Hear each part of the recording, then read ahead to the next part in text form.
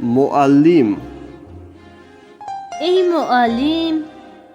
ای معلم، ای عزیزی جان من، از پسی من میخوری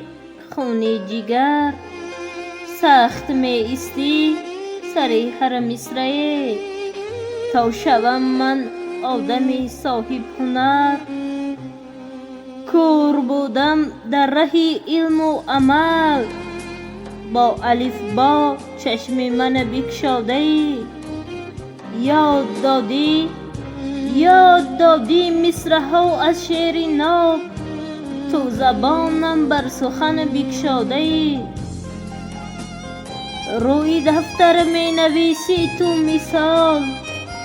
می کنی از ما طلب اجرای آن، باز بر ما می دهی چنده سوال، می کنی هر دم تو ما را امتحان، می بیایی سوی مکتب هر سحر، می گذاری تو قدم بر صحن آن،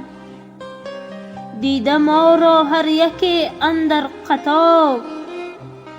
می کنی شکرانه ای دور و زمان، چهره ات گردد کشاده همچو گل، از جواب هر یکی ما بچگان،